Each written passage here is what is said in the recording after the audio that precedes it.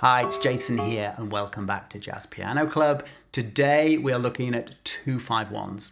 Good chance you've heard about a 2-5-1 as a jazz musician. I'm going to take it back to basics today and just make it really clear to you how you work these out in different keys and a nice way of voicing them with the root as the lowest note and thinking about the thirds and sevenths, the most important notes that kind of give you the characteristic of each of the chords in a 2-5-1, and then adding on a note at the top. Just as a little bit of an exercise that you can do in 12 keys, a really good basis for over the coming weeks and months doing some more detailed lessons on 2-5-1s. So I think you're going to find this useful whatever your level, and let's get started with this lesson.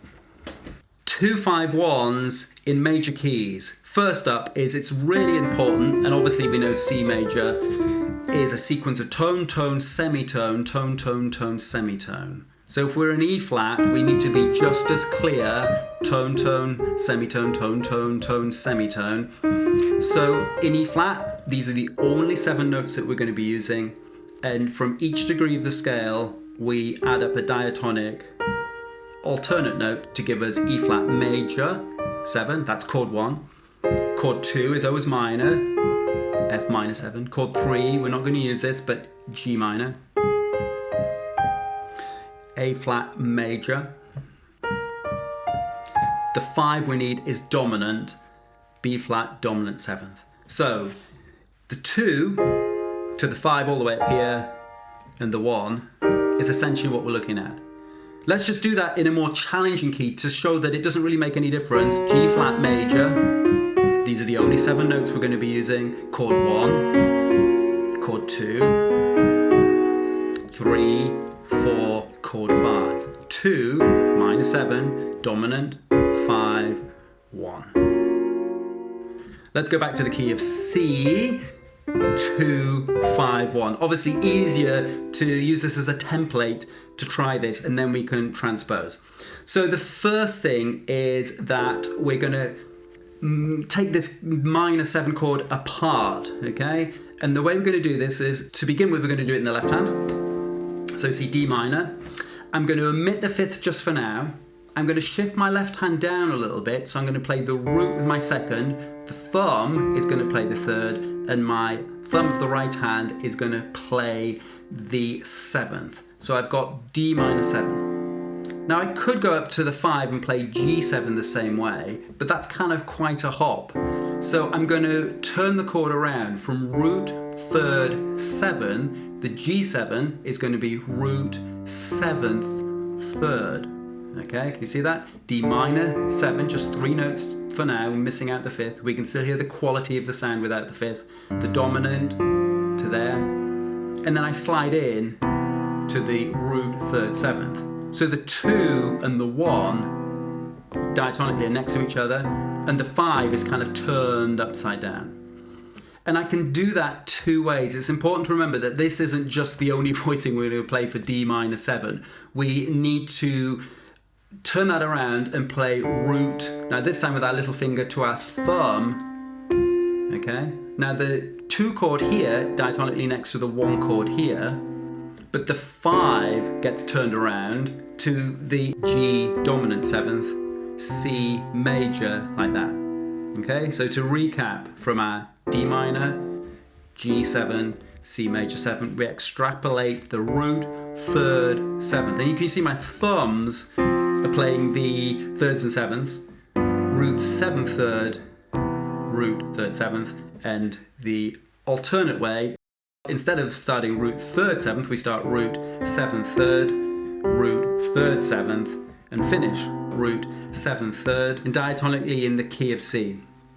Let's just randomly pick A flat major, chord 1, chord 2, don't need 3, 4, but we will use 5 here. So let's start, and you can just choose your voicing. If you start and it feels a little bit low, it's just about okay here. Root for the 2 chord 3rd, 7th, root 7th, 3rd, root 3rd, 7th. So 2, you can hear the quality, the minor 7, the dominant, and the major. And then I can turn that around, root 7th, 3rd, root root, third, seventh, root, seventh, third. And just, that's the major key being really clear. The only notes I'm playing when I do this exercise in A flat are these diatonic notes of A flat major. Now the next step, going back to C, is to add on a note at the top, just to fill out our voicing. So we were here, root, third, seventh.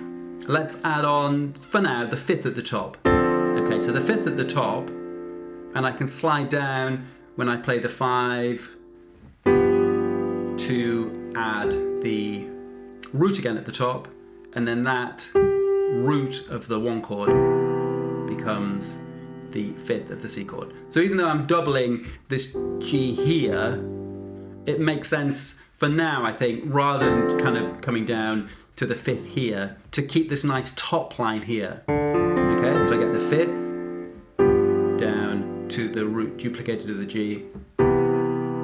So if I do that here, the other way around, root, 7th, 3rd. Okay, so the 5th at the top, I can duplicate the G there. We're going to get that nice sound. Now we can do other things with extension notes up here, but I think just for this week, just keep it super simple. Okay. But your job is to, you're familiar with the cycle of fifths. We've basically done this in the key of C. You could go, let's go anti-clockwise to do it in the key of F. Let's just do one more, get you on your way, and then see how you get on. So F major, quickly playing the F major scale to know that I'm really clear that that's chord 1, chord 2, chord 5. So my 2, 5, 1. I start root, third. Don't worry about thumbs on these black notes, completely fine. Root, third, 7th, and the 5th at the top. Okay, root, third, 7th becomes root, 7th, 3rd. I'm going to just drop that down to the root again at the top, and then keeping this note gives me the 5th on the top of that F major, root, 3rd, 7th, and 5th at the top. And then I'm going to do 2 variations for each one. This time it's root, 7th, 3rd, 5th here. I'm just going to squeeze in the root there again to give me a nice little shape. And we can, as I say, do a few extra things with this in the next lesson we do. And then F major 7. So 2, 5, 1 here, 2, 5, 1 here. And that was in the key of F. And then you could try in B flat major, 2, 5, 1, and take it around. And the reason why we do this in all 12 keys is that, different pieces of music, middle sections in different keys. And the 2, 5, 1 itself is so useful to be able to play. It's so common in so many pieces of music. It doesn't always add up to a 2, 5, 1. You may just get a 5, 1, or you may get a 2 to a 5 going off somewhere else. But just getting used to looking down and picking out the thirds and sevenths of this 2, 5 progression is really useful. Worth spending a little bit of time doing that.